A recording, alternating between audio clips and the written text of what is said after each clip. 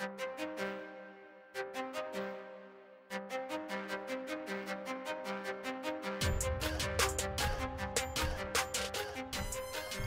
and welcome to the Game Theory Podcast. I'm your host, Sam Vecini. We're presented by CLNS Media. Today on the show, good friend of the program, Dieter Kurtenbach. He's back. I told y'all, even though Cole is back on the podcast, like Dieter is still here to stay. We love having him on the podcast. He is a terrific giant human being. So Dieter, how are you doing? Well, I was doing a lot better before I got sort of outsized. I didn't know I was on the skids. I mean, I felt it. I didn't fully recognize it. Now I'm realizing that I have to outdo Cole every time. I'm kind of screwed. The funniest thing that I got was there's that like meme of a guy who's like looking at another girl while his girlfriend looks at him like very angrily, and like the middle guy was me, and then like the girl that he was looking at was Cole, and then you were the angry one in the corner, and I was like, oh my God, I didn't see that. That's amazing. Hilarious. That's hilarious. Shout out to whoever sent me that meme. That's fucking hilarious. You gotta pin that to the top of the timeline. I don't think I have anything pinned to the top of my timeline, but if I had received that, I'll pin it to the top of my timeline. I am pretty sure they tagged you in it. It was fucking hilarious. Quality filter letting me down again. The podcast today is brought to you by what are we brought to you by? We're brought to you by Hims, and we are brought to you, I believe, by RX Bar. So we'll go with Hims and RX Bar today. Hopefully that's right. Hopefully that's right. We'll find out whenever I pull up the copy for today's episodes. If not, we're prepared, folks. We love them anyway. They are great sponsors of the podcast, and we appreciate them nonetheless. All right. So in this episode, we're going to talk about basically, like, to me, the bigger stories in the NBA right now. I think Anthony Davis is now the biggest story in the NBA. Gotta be. The Warriors are probably number 2. And then I think that Celtics and Sixers are like up there for a couple of different reasons. Like the Celtics have had a bunch of these team meetings to try and figure their shit out. The Sixers have some issues kind of throughout their entire organization right now, just in terms of the way their roster is built, the way that their depth lines up, kind of everything, because they have these 3 stars already, and it's really hard for them to, I don't want to say compete, because I still think they're going to be really good in the playoffs, but there are questions there that need answered, I think, before we can say that they are like a true competitor going forward. Then we'll get into things we like. The things we like this week are pretty fun, actually. So yeah, I like them. Let's talk about Anthony Davis first. So this story has kind of exploded, I think, over the last week, really. Let's be honest here from the start, though. It's been simmering on the stove on a nice simmer for a while. The heat got turned up this week. Right. Like it started with LeBron last Friday saying, everything about how he loved to play with Anthony Davis and how he's always recruiting, he said in his interview with Rachel Nichols on ESPN. The big issue here, though, more than anything, is that the Pelicans are sitting here at 15-20. Like that's the crux of this, right? They've lost 5 games in a row. I'm sorry, 6 of their last 7, and in an unforgiving Western Conference, that's a significant problem. Like you just. Stretches like that will kill you, and they have now dropped from like the edge of the playoff picture to 14th in the Western Conference. And look, like they're 14th in the West, and they're like 4 games out of the playoffs, but still, it's a lot of teams to leapfrog. Yeah, now they have to leapfrog all of Sacramento, Utah, Dallas, Minnesota, and San Antonio at the 8 seed. So, like, I understand why this is happening now, and I think Pelicans fans should also understand why this is a story now. You know, like they've been very reticent to discuss this because, they were good last year. They make the second round of the playoffs. They figure maybe we take another step forward this year. We, instead of just kind of scraping into the playoffs, we win 50 games and we take that next leap with Anthony Davis potentially winning MVP. Like if they did that, this would not be the story right now. This is a story right now because the Pelicans are 15-20 and in some trouble. And look, like the Pelicans right now would not even be in the Eastern Conference playoffs, which like, it's not as if they're just being screwed over by Western Conference dominance. Right. So I understand that this is a shitty topic for Pelicans fans. Like it sucks that this has to come up a year and a half before his free agency even occurs. But we're at the point where my fiance is watching a horror movie in the background, and like there's just all of these screams. I think she's watching Drag Me to Hell, and I think it's also Pelicans fans. I think it might be Pelicans fans too. So look, It has to be discussed. The Pellies are out of it, and they're not out of it. Like let's be clear. Like they're not out of it. Right, at this moment, they are not part of the conversation for the playoffs in a realistic way. I mean, they're right. No one talks about the Timberwolves making the playoffs, and the Pelicans have a worse record than the Timberwolves. That's not to say that things can't change and can't get better. I hope it does. Lord knows I have put myself on the line with these New Orleans Pelicans this year. I'm hoping for that 2 seed, which is certainly not out of the realm of possibility. They're 8 games back of first place of the Warriors. At the same time, there's two big factors here that kind of work against each other. Number one, the Pelicans are not really in a position to go out and augment this team at all. And it's fairly obvious at this juncture, regardless of how out of it you want to decide that they are, that they need some help, that they need another body or two, and that they really lack a reliable wing that's going to be in the lineup every day. This is a team that's been hit by injuries pretty hard. There's a larger conversation to be had about that. At the same time, it is what it is, and they need more bodies. I just don't know how they do that. The second thing is Davis's contract still has another year left. It's not as if he's a pending free agent. In fact, it has 2 years left because it's a player option for the 5th. But 18 months out is somewhat of the period in which we can start really getting into this.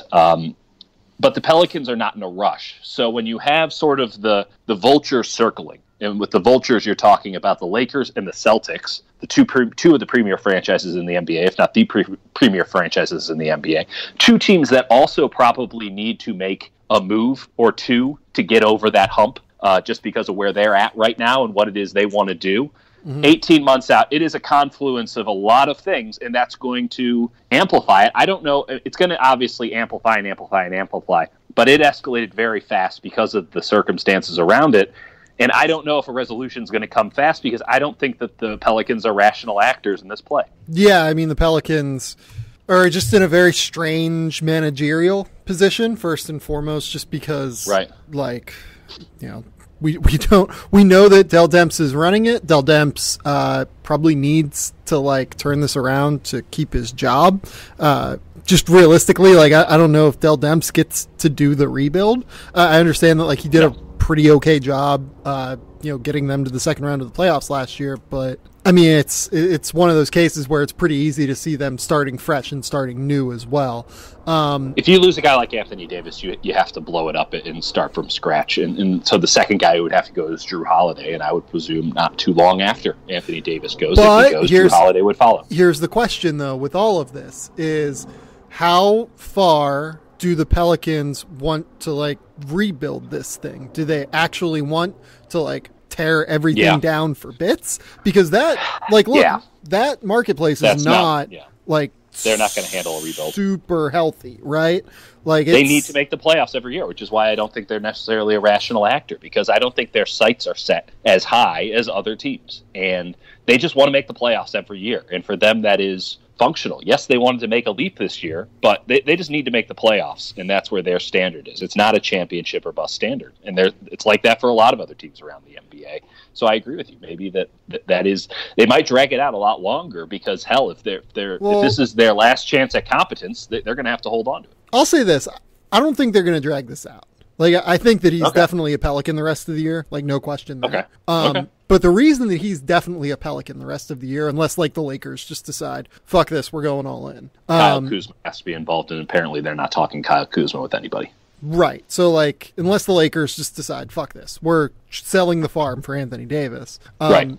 The Celtics can't trade for Anthony Davis by rule until July 1st, assuming Kyrie Irving is not involved in the deal due to the funky remnants of the Rose Rule CBA guys. So, the Celtics can't have 2 of those guys, designated veterans or designated players on their roster, and both Davis and Kyrie fit that mold. So they are not able to make this move until July 1st. And if I'm the Pelicans, I 100% want to be able to use the Celtics as a potential bidding tool. Absolutely. Like, even if you don't end up making a deal with the Celtics, having the Celtics as leverage allows you to go around and, say to other teams, hey, we're offering, or we got the Celtics over here offering Jaylen Brown and Terry Rozier in a sign and trade and Marcus Smart. Right. And, we got this great offer from them.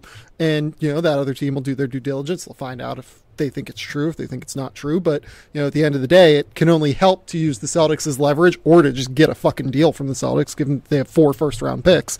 So let me ask you this then. Let me put it to you this way. If really you don't feel as if the Pelicans are going to do anything until they can make a deal with the Celtics, or at least the specter of the possibility of a deal with the Celtics is available, then why does this feel so ramped up right now? Well, it's because LeBron talked about it. It's because LeBron talked about it. It's because Giannis made a note of it.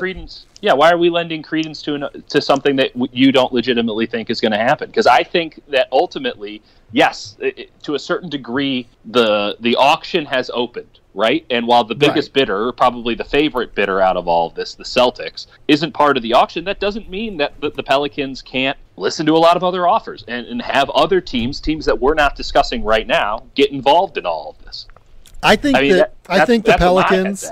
I think what's going to happen. Another part of this is that people are asking Anthony Davis about it. Anthony Davis has said now that legacy is going to be more important to him than money. I think the Pelicans want to look at this and look. I don't think he's sold on not staying with the Pelicans. I think that he actually, if they can make the right moves somehow, I have no idea how that works. I don't know, but I'm not paid to make those moves. I'm not sure how that works either. Just realistically, given the constraints of their asset situation, I think that they are in a pretty tough spot. But it's really a tricky position here because I do think that they want to make him say no to this. You got it. To this contract, right? It's 5 years, $240 million. They're going to make him say no to it, and they're going to be like, look, if you say no, we're going to move you. We have to keep our franchise afloat. We can't let you leave for nothing, basically. So do we feel like this is the 6-month lead up to the inevitability? I think this is the 6 month recruiting lead up to the availability.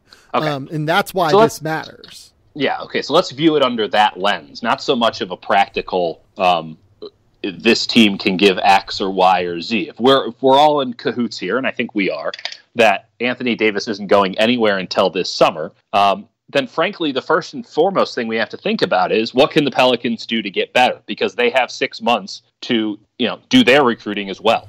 So they probably have to move their first rounder in that case. No question. If this is something they really want to do, they have to move their first rounder. The validity of that is, you don't want to do that because you want to have that in case he leaves. But you have to go all in. This is an all in player. This is not. There are a lot of guys who've gotten big contracts that I don't know if I would agree they're all in players. This is a no doubt all in player. So you got to move as much as you can. You got to really sell the farm here. Right. And by the way, I'm not saying that I agree with all of this. I don't think I would do all of this, to be honest. But if they're trying to really go full on in for this, I think you got to move your first round pick for something. Probably a wing. It probably has to be wing help, which is very difficult to get.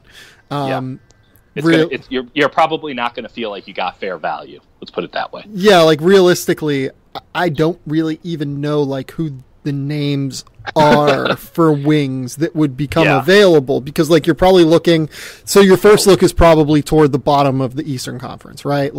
Could you got a name for you. So I'm going to say, well, you go first. Okay. It doesn't make a lot of damn sense, but neither did having DeMarcus Cousins on this team. And the biggest name that's on a really bad team that's just floating out there is Kevin Love. Yeah, I was going to say Cleveland. I wasn't even going to say Kevin Love. But that's not. You don't think the Cavs would give up? It's a lot of money, and I don't think the Pelicans would be interested in it. But first round, and I don't know for Kevin Love, that's not what the hell do the Cavs actually want? Yeah, that's a really good question. Do we think that what do we think they could give up? Do we think that it's the first round pick that probably drops down to 15th or something? So it'd be the 15th overall pick in this draft, maybe the 14th, something like that in a weak draft, because the Pelicans cannot trade any future picks at this stage. So what you're thinking, Kevin Love And you get like Rodney Hood and Alec Burks or something on top of it. Like Rodney Hood probably because Hood's is pretty cheap. Yeah, just toss some stuff in there. Just get as much as you can, but get yourself another. And he's not an all-star anymore, but an all-star player. And what you do it for Nikola Mirotic? I don't know. I'm trying to like. The problem is you don't want to give up anything. You don't want to give up anything because they're scraping by as is, and I don't know if in the aggregate you can create that much of an advantage with the available players. I mean, the other place that you look with this is Washington. I don't think that Bradley Beal is available for anything that the Pelicans can give up, but that has to be your first, second, and third call. Yeah, no, I don't think they can get Bradley Beal. I don't think that they can get. Honestly, I don't know if they can get Kevin Love. Yeah, I know. It's tricky because you have to give up Mirotic, and it's like, well, how much of? It sucks that we're saying this, but like, how much of an upgrade is Kevin Love over Nikola Mirotic? Yeah, like I don't know if it's enough. If I was them, I'd be looking into like giving up my first round pick for. Oh man, I'll tell you a team. Brooklyn is interesting. Brooklyn's interesting. I think the team above them in the standings right now, the 8th seed, the Miami Heat, is interesting because they are stuck in a weird state of purgatory. They feel like they're fairly deep. I know Justice Winslow is not the guy, but I don't know. Take your pick of the litter of that team, and maybe a first-round pick can do it because they have to look towards the future a little bit so that they get out of this malaise. Could you get – I don't think they'll give up Justice Winslow. No, they won't. They really like him. They really like him. But I don't think they're giving up Josh Richardson. I don't think they can put together enough for Josh Richardson. Could you get like Rondé Hollis Jefferson and like Joe Harris for a first and something? Because what getting rid of Rondé does is it clears up the cap sheet to where because Rondé's a restricted free agent this summer. Right. They don't have to worry as much about giving D'Angelo Russell money while maintaining cap space. Right. I mean, like, also you could, if you really wanted to go crazy, you could do like Rondé Hollis Jefferson, Alan Crabb for this first round pick. Alan Crabb might help them actually a little bit more. Now the Crabb numbers are rough, but yeah, like you'd have to really I prefer Joe Harris. I mean, Joe Harris is an eminently better player and a much cheaper value. Yeah, like you really have to buy into Alan Crabb somehow figuring out. I mean, what about just Crabb and Harris? I mean, Rondé Hollis Jefferson's shooting 26% from three and is a 24% career 3-point shooter on a team that wants to play 4 out. Yeah, but he's really good though. You play him as like the 4-5 next to Anthony Davis, and he eats. I get that. Think. I get that. Yeah, I would want Rondé. I think like Rondé and Joe Harris is. But like Joe Harris is really good. Like I don't think you can get both of those guys for just one pick. Yeah, no, I agree with you on that. I mean, that and then the leads to the larger question. You just said they can't possibly do it. Like, yeah, I get it. You absolutely don't want to give up future draft picks, but you don't. When the hell are you ever going to get? I mean, I don't. Even if you have the number 1 draft pick, I don't know if Anthony Davis, a player of Anthony Davis's caliber, is coming around anytime soon. Yeah, no, it's. I do not know what you. When I say sell the farm, I mean like future farm assets as well, probably. Is it like? I mean, like, do the Knicks? The Knicks would probably move Tim Hardaway for that money, right? Or for that pick? Yeah, and Tim Hardaway would actually be a nice fit on the Pellies, in my opinion. But is he worth giving up like a first for? Like, could you do like Tim Hardaway and like Damian Dotson, who's been like sneaky useful? Yeah, I don't think Damian Dotson gets it over the worth a first round pick threshold, though, if we're just being totally honest. But this is tough. Again, you're never going to feel like you get good value here.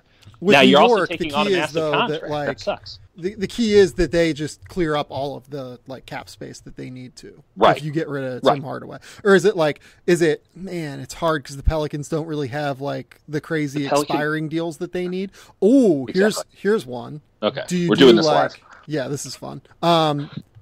Is it like you get Julius Randle's bird rights to the Knicks?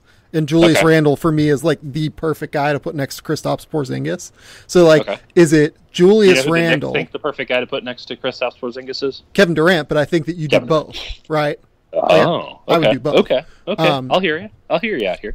So you do like Julius Randle and what? Like, I'm trying to think of like other expiring. They have Wes Johnson's expiring, but they can aggregate him before the deadline. So you do like Wes Johnson and like Julius Randle. You get Julius Randle's bird rights because he's definitely declining that option, or his non-bird rights, I guess, in this scenario. Right. You hope that you can sign him for what you need to sign him to. Maybe you can't. Right. But of all the teams, the Knicks should feel fairly comfortable being able to do that. Right, because then the key here is that you get rid of Tim Hardaway's money. And, like, Tim Hardaway actually helps them. I don't even know if you throw in the first there. Or maybe it's a second. Yeah, that's the thing. Maybe you don't throw in the first. Maybe that's how you do it. You save the first, and you're never going to feel great about what you get back for that first. But maybe that's the chip you throw into the Nets and say, hey, how about Joe Harris for this first? Yeah, and like the idea here is that you just, which I would actually feel great about. I think the Nets would turn that down. Or maybe it's like Tim Hardaway and Courtney Lee. You get the Knicks off of all of their money long term. Right. We'll take it on. Now let's also throw on the second part of this, which is we are operating with the New Orleans Pelicans in this abstract sense where they are not completely cash strapped, and that they're not on like a per diem from the New Orleans Saints. Yeah, that's a good point. It's real bad, Sam. Real bad. Man, I'm like trying to find the money to get like the Knicks, because you could do because Courtney Lee and Tim Hardaway is like 29 million, 29.5. So you need to get to like 25 or so, something like that. It's hard. You can't really do it. Like it's like Julius Randle, Etuan Moore's kind of fallen off a cliff this year and hasn't been super useful. He was actually. I thought he was pretty useful for stretches. He's just been dealing with injuries. Yeah, but like it still hurts you to just get rid of a depth guy, right? Because like we're trying to add depth, right? That's the point. Yeah, the entire point is unless you can get back something that's clearly better in the aggregate, you don't want to give up any players. Yeah. And the first round pick isn't going to get you very many players. Like, and it's certainly not of worth. It's hard to find seller teams. Like, is it Phoenix? Like maybe you go get T.J. Warren.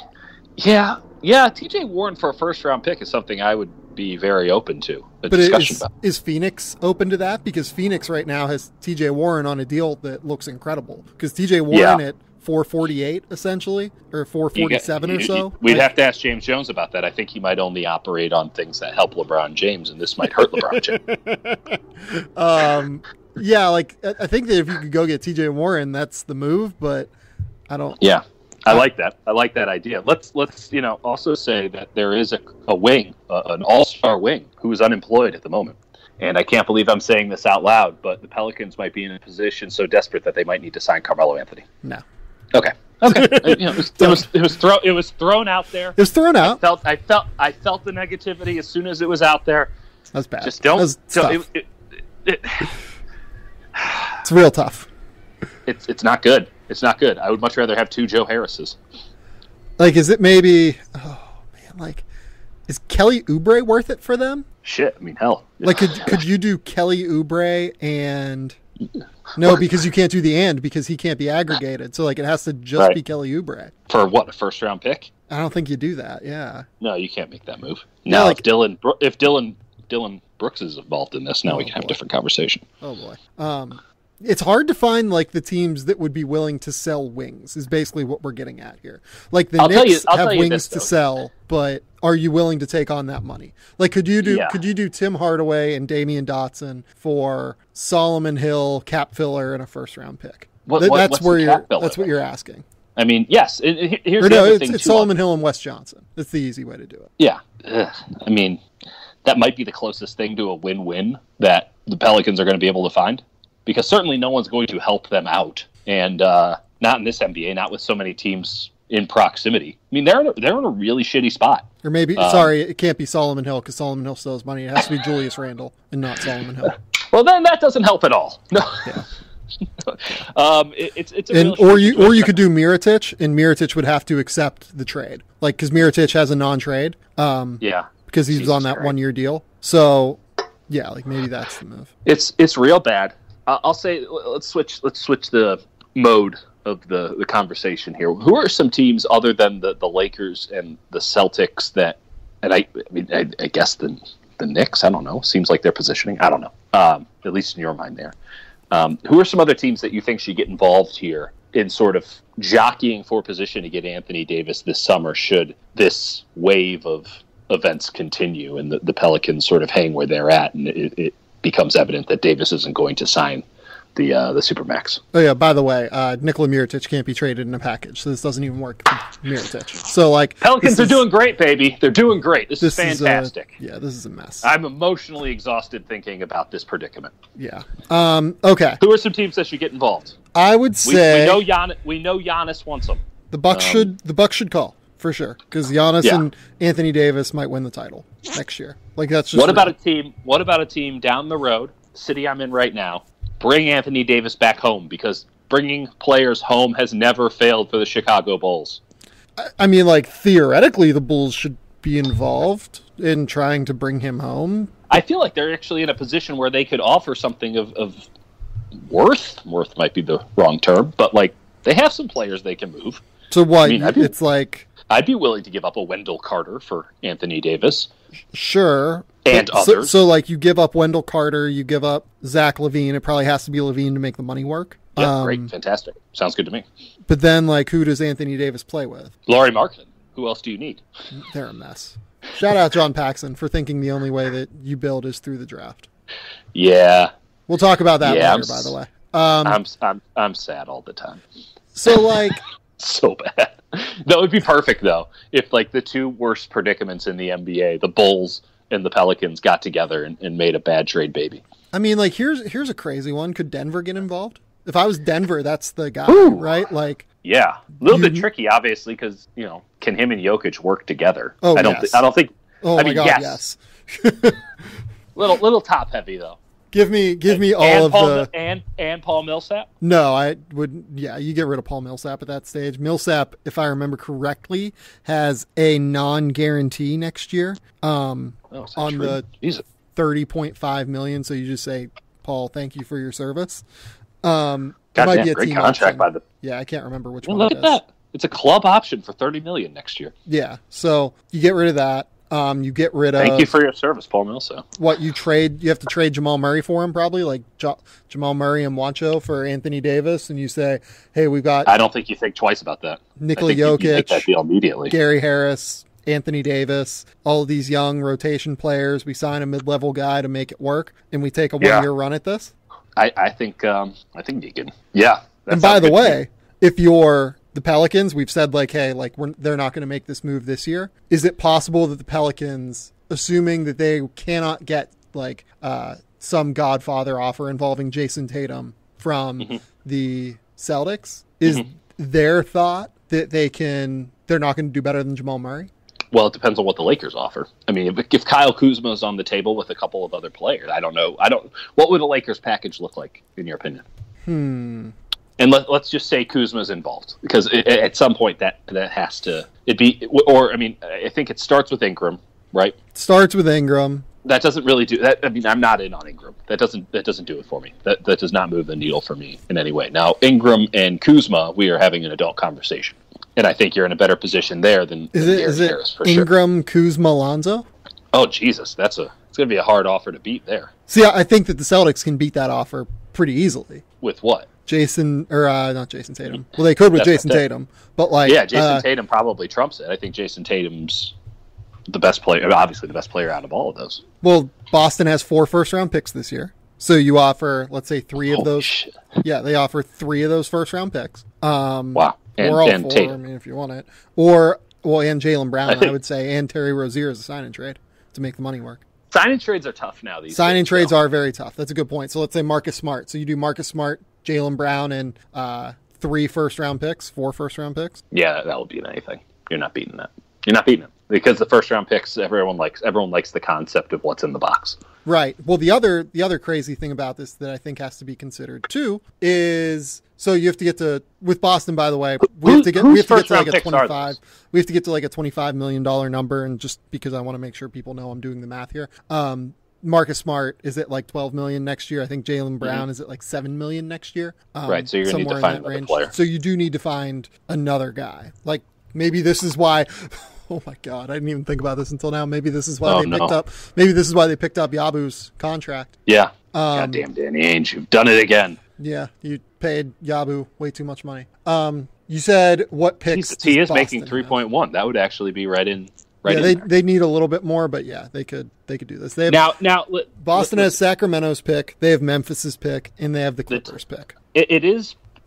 I'll cop to it immediately. I'm not fully versed in the minutia of the CBA and contracts, but Terry Rozier is on a player option for next year at 4.28. No, he's not. He's a free agent next summer. What? He has a qualifying offer. Man, Hoops Hype's color coding is messing me up. Okay. It's a qualifying offer. On Sport Track, that's a player option. God damn it. Terry has a 4.285 qualifying offer Right, that they'll I'm extend. shutting the fuck up. I don't know what I'm talking about. I'm shutting the fuck up. Nonetheless.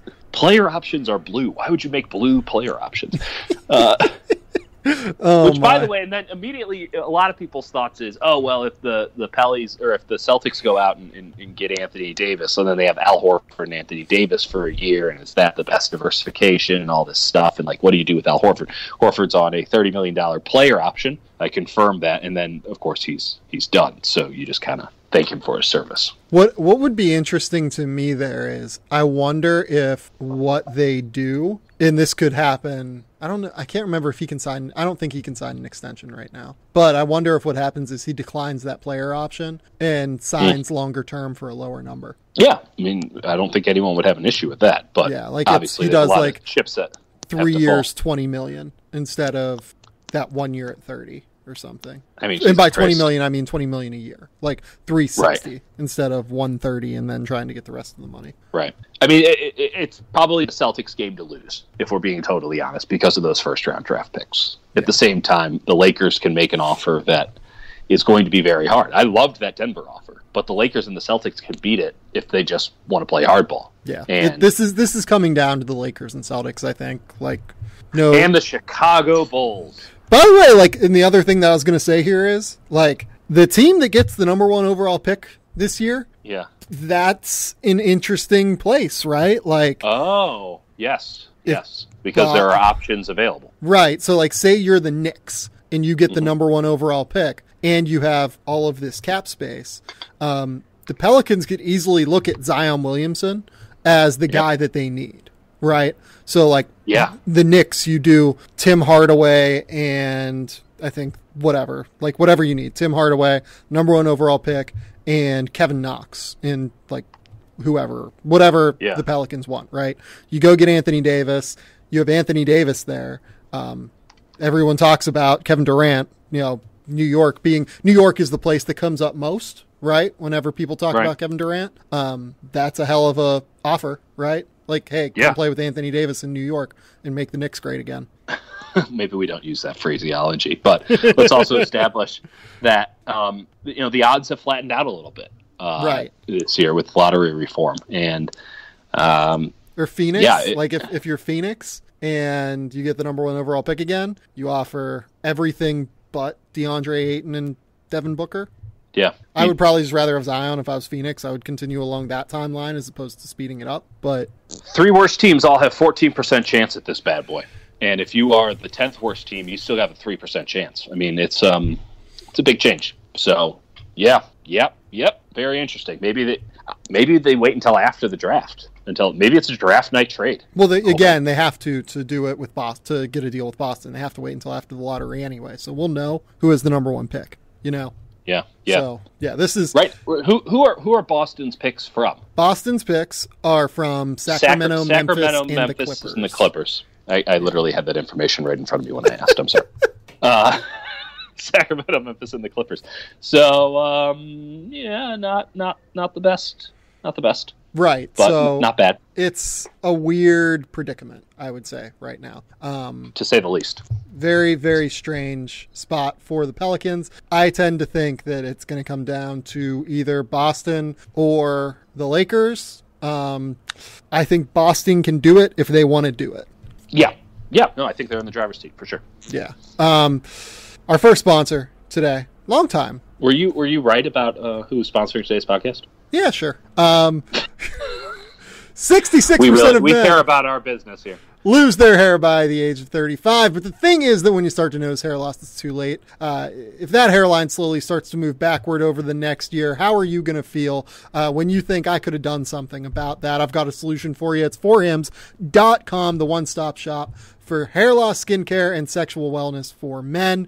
Thanks to science, baldness can be optional. These are well-known generic equivalents to name brand prescriptions to help you keep your hair. There's no waiting room, no awkward doctor visits. You save hours by just going to forhims.com. It's so easy. Products are shipped directly to your door. Order now. My listeners get a trial month of Hims for just $5 right now while supplies last. See website for full details. This will cost hundreds if you went to the doctor or a pharmacy. Go to forhims.com/gametheory, forhims.com/gametheory, forhims.com/gametheory to get that trial month for just $5 today. All right, we wanted to talk about the Warriors. You went to the Warriors Christmas game where they lost by like 30 to the Lakers. 26, sir. Give them the credit they deserve. Yeah. It's one of those games. It's one of those games where like they just quit right after a certain point. That would be the clinical term for what they did. Yeah. Yeah. So like, what happens here is I'm at Laura's friend's house for Christmas dinner, and I look at the guy sitting next to me watching the game, and I go, "Yeah, they're gonna win this game by like 10." Whenever it got to 75-71. You're saying they in the Lakers. No, I was saying the Warriors. I thought the Warriors got it to, I think, 75-71 in the third quarter. No, they got it down to 2, baby. Yeah, and I was like, okay, they're going to win this game by like 10. Yep, as everyone thought. And then what happened is Rajon Rondo turned into the Boston version of Rajon Rondo and went off, and Kyle Kuzma and Zubac joined in on the fun. Shout out to Ivica Zubac, by the way. Zubac. He balled out. He had a hell of a showcase. He's been awesome, like, for the last, like, week and a half, I would say. It's kind of stunning. Like you watch him play, and you're like, holy shit, like, how the hell was this guy on the end of the bench? Why were they playing Kyle Kuzma solid minutes at the 5 and not playing this dude? Yeah, 16 points and 11 rebounds against the Pelicans, 19 points and 4 rebounds against the Grizzlies, 18 points and 11 rebounds against the Warriors on Christmas. He's always been a very talented kid. Fell in the draft in large part, if I remember correctly, due to just like injury concerns. Mm-hmm. Just a really interesting big guy who's very mobile, just a huge body, 7'1", pretty great frame, pretty athletic for his size. He was a beast. He was a beast in that game, man. Yeah. And you watch him and you go, don't trade him. Any deal you're making for Anthony Davis, don't give up Zubac. Don't give up Zubats. That's where we're at. No Ivica Zubats in the AD deal. That or trade while stock is high. Yeah. So I don't really care about the Lakers in this game. They played really well. LeBron James got hurt, obviously. Like, that's important. LeBron James is now going to be out for a few games, I guess. We'll see how the Lakers do. Because, again, as we mentioned with the Pelicans, like a 3 to 5 game stretch where you lose all those games really hurts you in the Western Conference. But with the Warriors, 4th game they've lost by double digits, if I remember correctly, at home this year already. Not just double digits. We're talking 20-point margins. Yeah. And all to very good teams in the Thunder, Raptors, Bucks, and now Lakers. Very good might be a stretch for the Lakers, but you understand what I'm getting at. So to me, the concern here is just like Draymond Green looks like shit right now, and Klay is not playing well. Yeah. Like, to me, it's more that than even like the effort things, right? Like, they need to figure out how to get Dre playing well again. Obviously, he's been kind of off and on with injuries over the last month and a half, so that's a problem.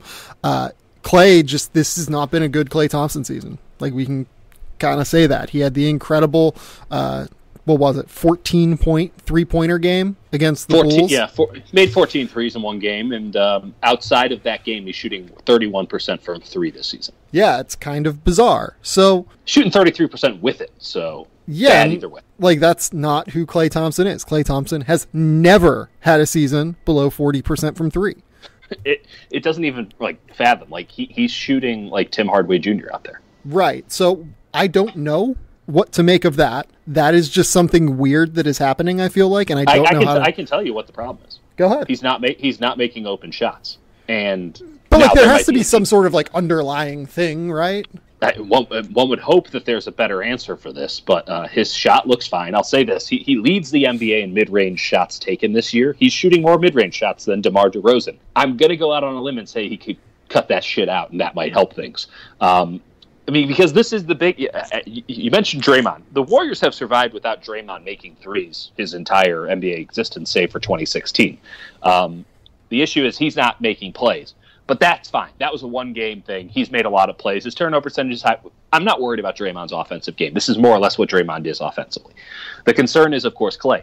And now teams have figured out, like, basically try to take away Steph Curry as much as you can. Try to take away Kevin Durant as much as you can. You saw the Lakers double-teaming both of them early and often. And basically saying Klay Thompson and Draymond Green are going to have to beat us. And Draymond didn't do enough playmaking by any stretch of the imagination to beat the Lakers. And Klay is just... he's overthinking the situation when he has the ball in his hands, and he's doing stuff that isn't in rhythm, isn't in the Klay Thompson Tao.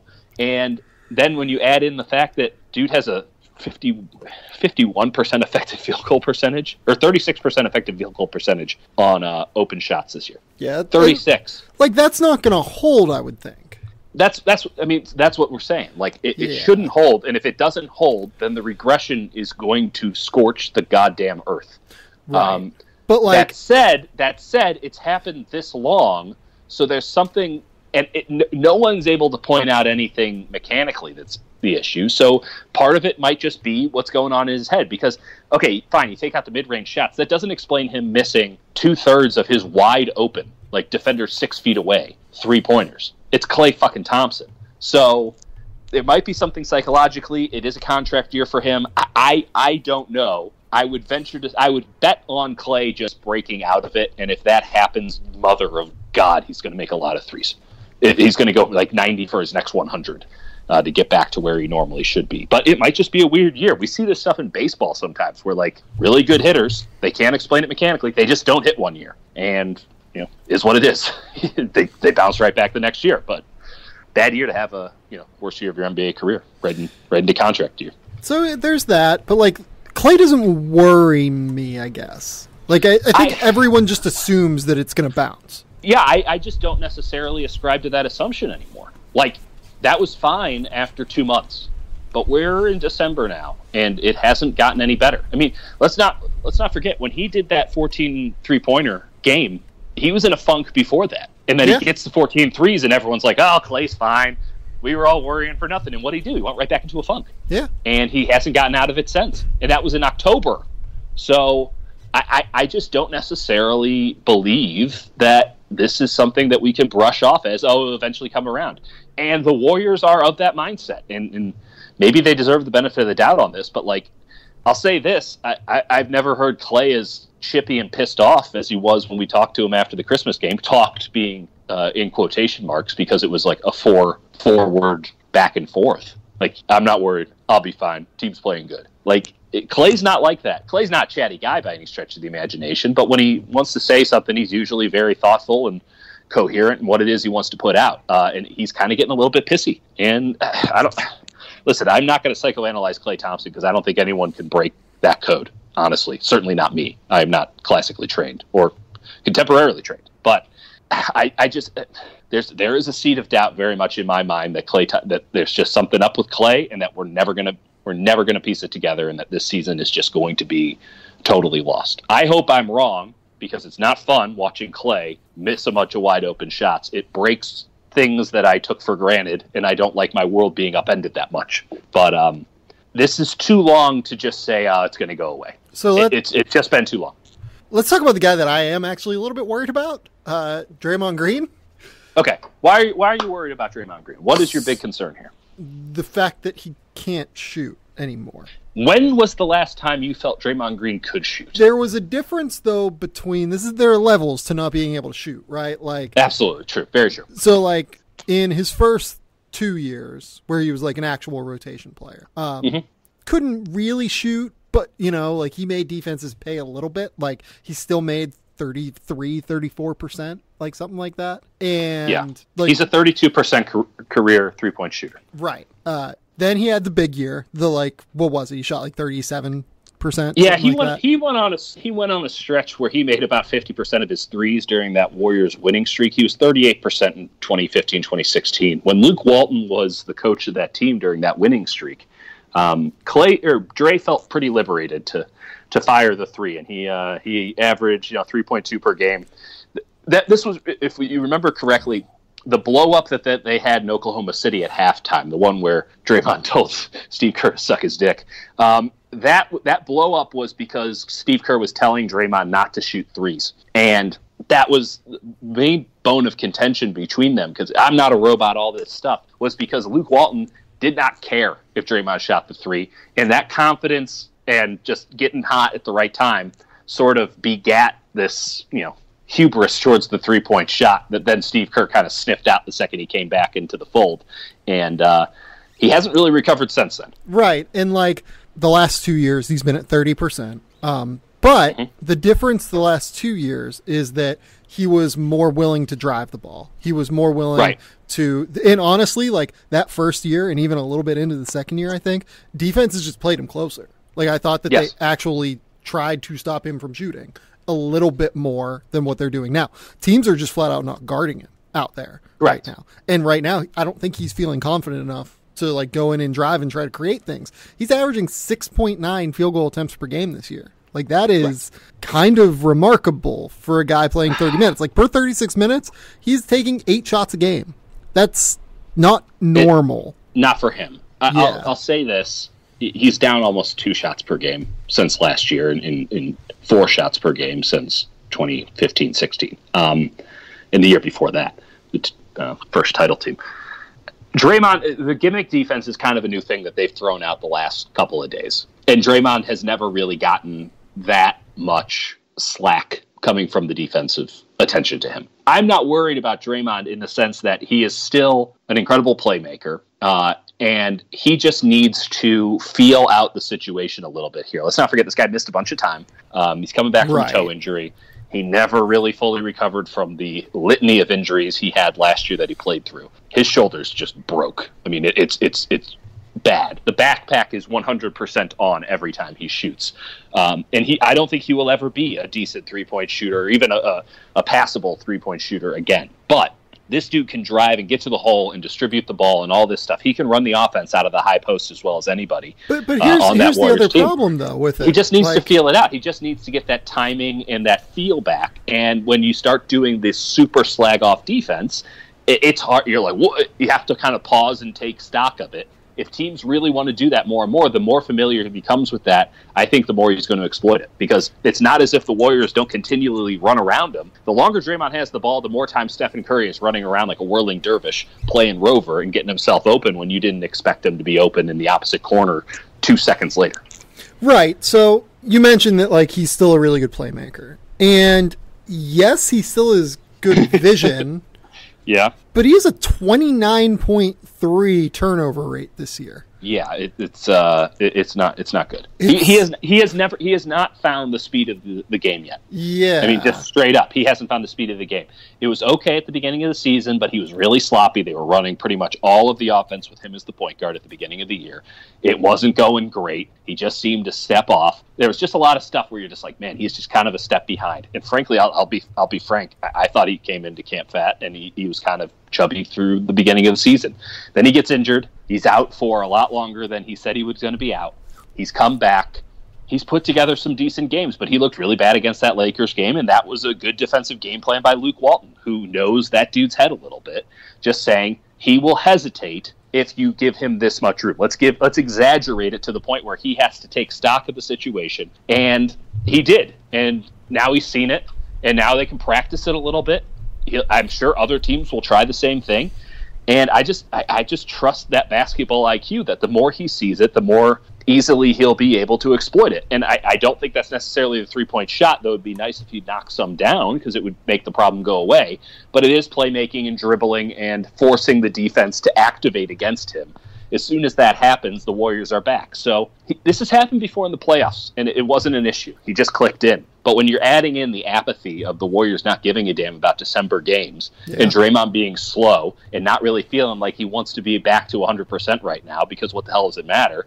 It creates this cacophony of a bad situation. And again, I cannot stress enough how Luke Walton knows that there's like some charge there with Luke Walton and Draymond Green and three-point shots and Steve Kerr and all this stuff. There's some soap opera digest nonsense there. And Draymond was in his own head. The Lakers got into his head. I don't think that, say, the Portland Trail Blazers this weekend are going to be able to do the same thing, even if they play the same sort of a defense. I have the utmost. I don't think Draymond's ever going to make a lot of threes. I think his 3-point shot is broken, but I have the utmost faith that he'll just start getting back. He'll make things click a little bit more. I can explain how he gets back into things. The Klay thing is this abstract concept. No one can really explain it, and that's why I don't necessarily have all the faith in the world that it's just going to click back in, because I don't understand it. So a lot of this stuff with Dre is pretty limited sample because he's only played 21 games so far this year. Exactly. Third percentile in spot-up situations, 11th percentile in transition, 5th percentile. He was really bad in transition at the beginning of the year. I mean, and they wanted to run the ball with him as the point forward in transition, and he was just throwing the ball into the bleachers like once every 3 possessions. 44% turnover rate in transition. 5%. But it's Draymond Green. Like it's older Dre. This is always the question, right? Like, when does this end for him? 5th percentile on cuts, 33rd percentile on pick and roll man, 0th percentile on post ups. 0th. I'm just making it up. They have not been posting up Dre as much. Yeah, he's only done it 13 times this year. That used to be a tenet of the Steve Kerr offense, and they are not doing it as much because Kevin. Maybe listen. Here's a little drama for you that I'm kind of making up on the spot here, but they have wanted to. No, I'm telling you, it's not hard to infer what I'm getting at here. I'm not going to blow anything up, and I'm not inferring that there's any sort of if this then that here. But they have been running a lot more post looks for Kevin Durant, stuff that they really didn't do all that heavily until last year's postseason when Steph wasn't around and they decided to go iso ball against the Spurs and Pellies in the first 2 rounds because they needed KD to carry them. They really haven't gone back to the original offense. They really haven't gone back to where Draymond sort of runs the triangle out of the low post and everyone works around him. They're doing it through KD, who is a good playmaker, but certainly his skills can be used in, any other way known to man, and get somewhat, maybe you limit his effectiveness to a degree, but you maximize Draymond Green if you have him on the post a little bit, and they just haven't done it this year. Maybe that's something the Warriors need to go back to just to get him back into a rhythm. Big other issue right now, 26th percentile around the basket on non-post-up opportunities in the half court. Yeah, that's the shoulder right there. Yeah, and just like getting older and being, as you mentioned, you think he's a little bit overweight, like not having that exposure. Yeah. Like there's a difference between... He worked himself into shape and then he got injured. Right, like there is like still a general level you have to be at, right? In terms of like 100%. Being able to explode. There's like a baseline level. And right now I think he's a little bit below that baseline level to be able to score around the basket effectively. Right. I'll say this. You mentioned drives earlier. He's down to like 1.5 drives a game.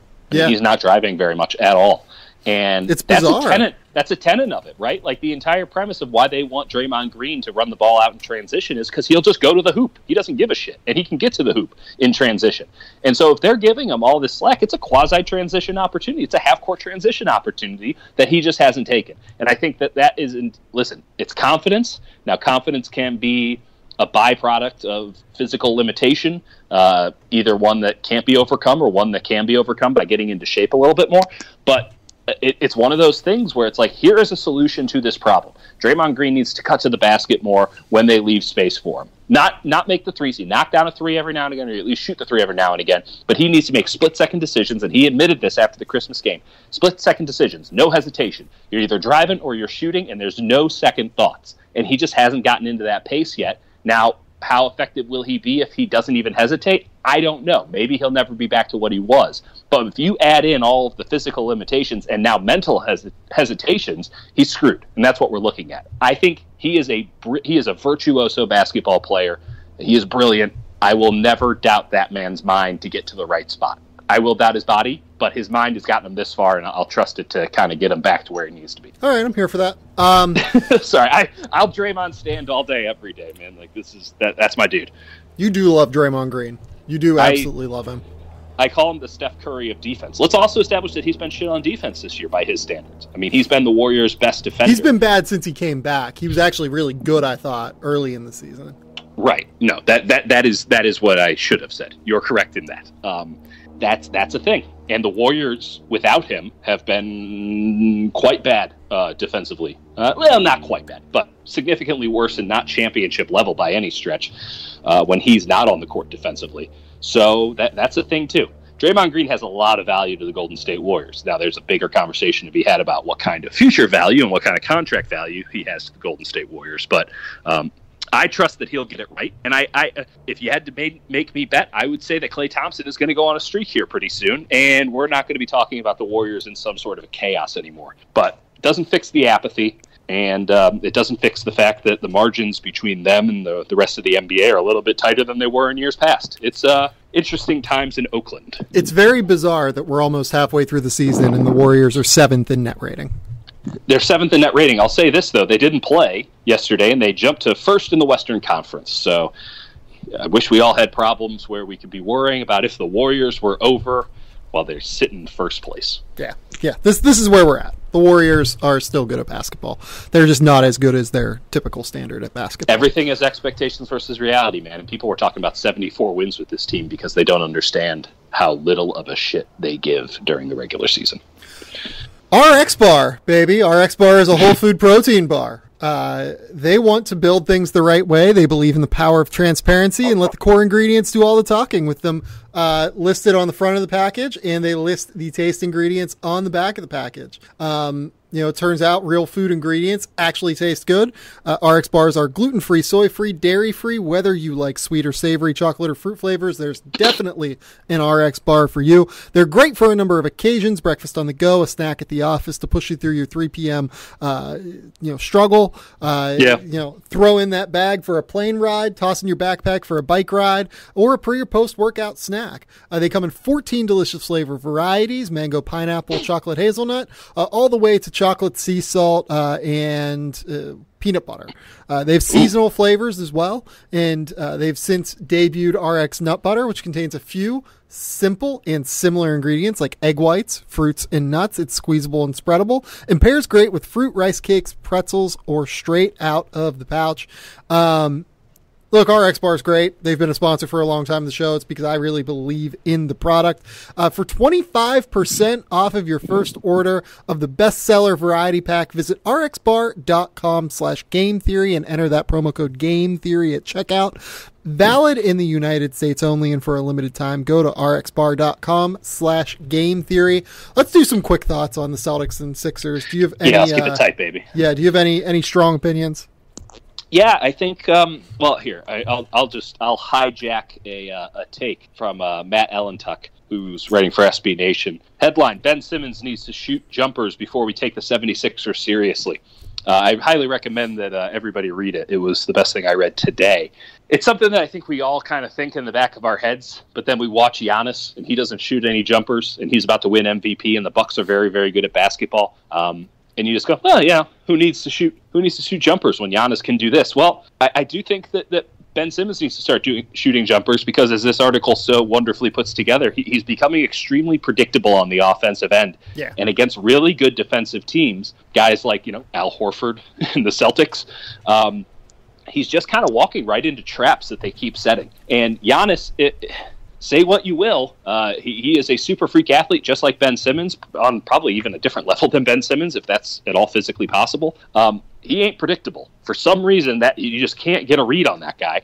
People are getting reads on Ben Simmons. This guy has turned it over. He's on pace, per this article, to turn it over on losing the ball. So the ball is stolen from him 79 times this season. Because basically teams know where he wants to put the ball on the floor, and they're just standing right in the way, and he'll dribble it right into them. If you knock down a couple of jumpers, if you knock down a couple of 15-footers, or hell, if you just shoot them and you make them respect, kind of the thing we were talking about with Draymond Green a second ago. If you just make them respect you from a certain spot, a lot of the floor opens up, and the floor is sort of condensing in on Ben Simmons a little bit. Boston Celtics are probably the team that the Sixers have to worry about most in the Eastern Conference right now. They're kind of both in that second tier, trying to make that jump up with the Bucks and the Raptors, and that's a good rivalry they got going on. Ben Simmons is going to need to start knocking down some jumpers if the Sixers think that they can get past the Boston Celtics. I don't. So, by the way, a lot of faith. I'm just gonna say this, right? Like JJ Redick missed like a 16, like 18 footer, something like that, with game. Time expiring. No, you're like right. If JJ Redick makes this shot, the Sixers win, and everyone's like, "Oh yeah, this is fine." They're still figuring things out. But let's really. But not fine. I shouldn't say fine. But everyone feels a little bit better about them compared, and everyone in Boston's panicking a little bit more because of the results. But let's look at the methodology. Which team would you rather be right now? I'd much rather be the Celtics. Yeah, no question. And look, this is the Sixers have 2 more wins than the Celtics, if I remember correctly, right now. Yeah. But I agree with you. I'd rather be Boston going forward. I think that they just have a better group that fits a little bit more coherently together. And the Simmons shooting issue is a problem.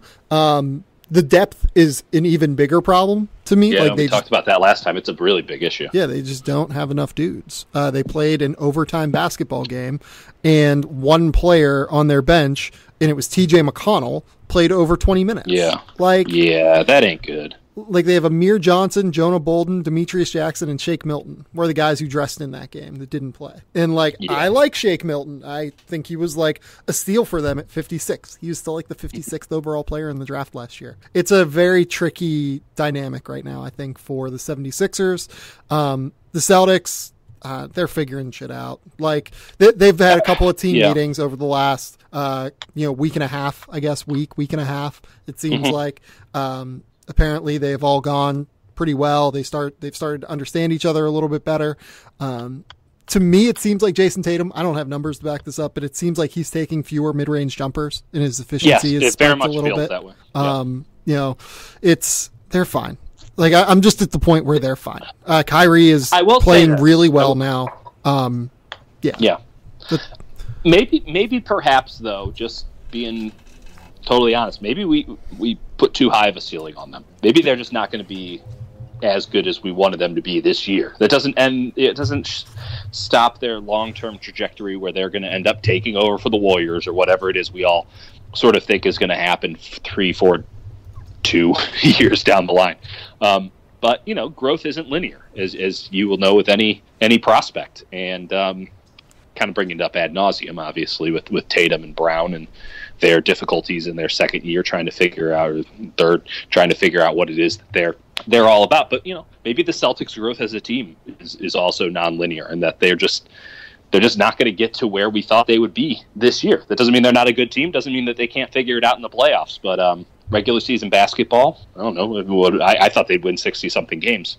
Maybe, I wasn't clearly there. Now that. I was not there. Maybe your pessimism comparatively puts you in a spot to where this is a ridiculous concept, where you are always where they were always good. You were right all along.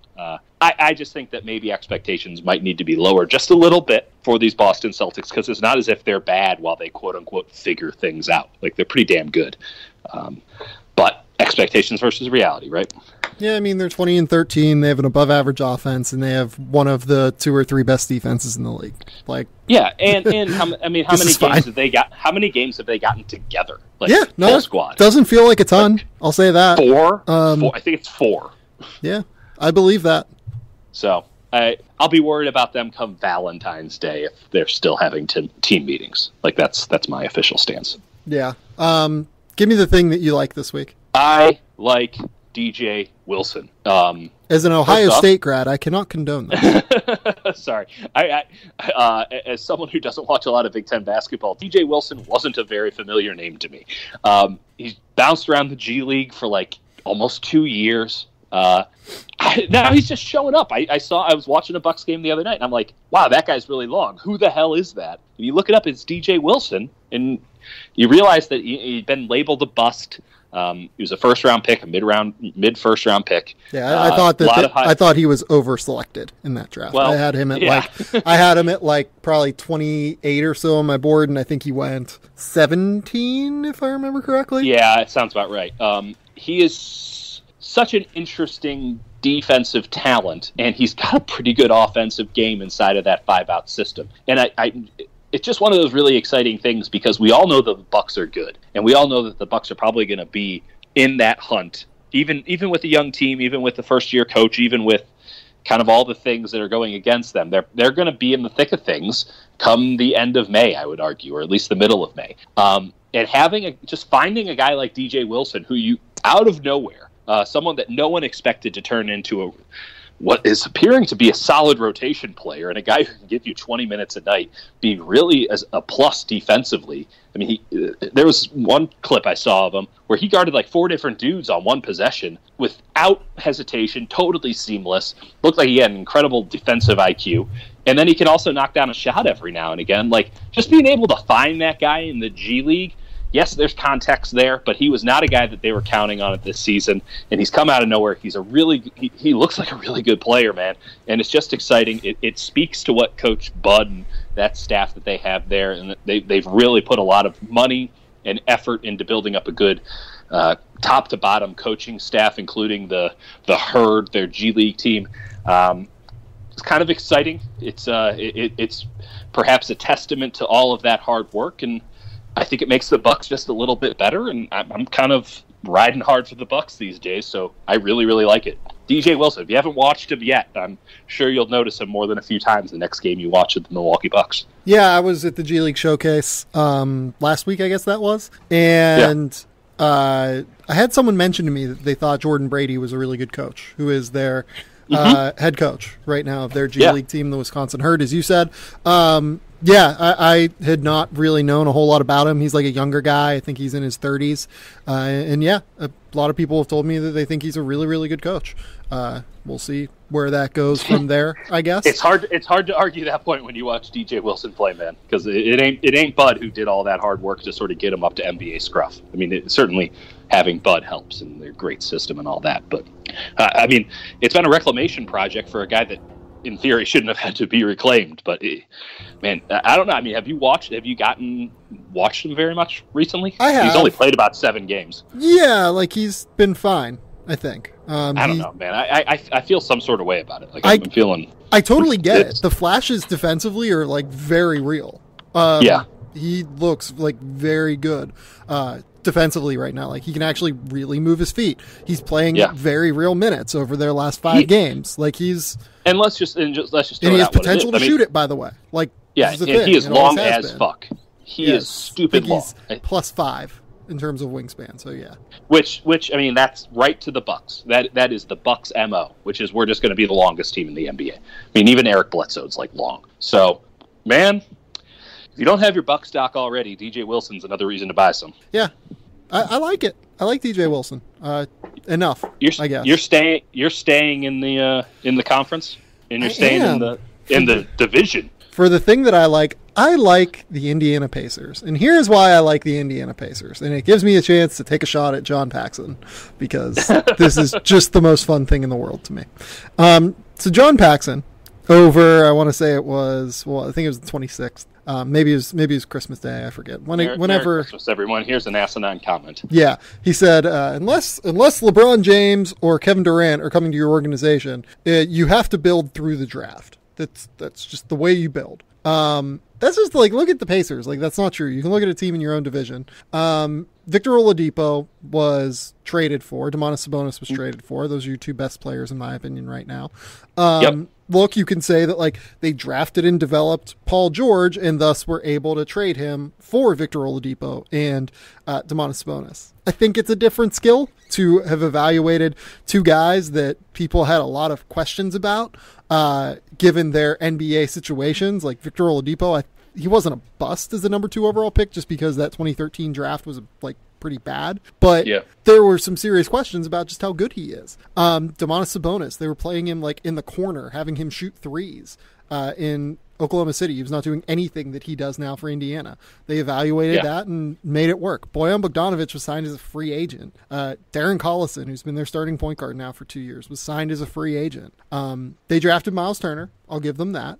If I remember correctly, they traded. And God knows where would they be without Miles Turner right now. Yeah, and like Miles is fine. They just gave him a big extension. We'll see if it works. So he's like the biggest question mark on that entire team, and he's the one they drafted. Right, like they chose to trade a pick for Thaddeus Young. Like that's not to me, that's not what John Paxson's talking about. They're trading picks for like established players, right? No, like he's talking about with the 14th pick, we are selecting. Yes. Yeah. Cameron Payne. Jesus.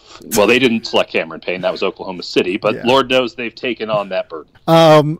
Corey Joseph signed as a free agent. Tyreek Evans signed as a free agent. Doug McDermott. That isn't going great, agent. to be fair. The Tyreek thing isn't going well, but but like he's Point at least steadied them in a way, right? Like having him and Corey Joseph on the roster is like an actual a very useful... optimistic way to look at it. Sure. By the way, like I'm not trying to shit over the Pacers. I think they're second in the Eastern Conference right now, and they are a joy to watch, and they are really, really good. And by the way, I think Corey Joseph might have been like a sign and trade after during free agency. Now that I think about it, but look, there are different ways to do this. The Pacers, I think, have done the most interesting job of team building, maybe in the NBA, out of like the good teams, right? Yes. They've taken such a fascinating path to get the team that they have that is really working, that is one of the 2 or 3 best defensive teams in the NBA, that still finds a way to get enough offense despite Victor Oladipo missing a large swath of the season. Like, I'm just consistently impressed by the way the Pacers have done it, and I think that they are proof above all that John Paxson is just a mess and not very good at what he does. Well, it's good that someone's finally taking the brave stance and going out against John Paxson. Yeah, so I'm really glad that this is a you're very telling truths like this. Strong take. I know that John. The Paxson mainstream media doesn't know what's about to hit it. You're gonna put John Paxson on notice. Right, and like I tweeted out like making fun of John Paxson, and I had a bunch of people like in my mentions like, oh yeah, you need to do this, the draft is the thing, right? Like it leads to everything else. And I'm like, no one's arguing the draft isn't important. Sure. Your entire job is the draft is important. Yeah, like the notion that that's the only way to build is so close-minded. It's just like, look, the Warriors built through the draft, but yes. You know who else they got though? Who they didn't draft? They got Kevin Durant. He seems pretty good. Right. And, like, they keep finding centers. I guess they drafted both of their centers this year. But, like, the Warriors have built through the draft, and that's one way to do it. I would say the Warriors have built through the draft, just realistically.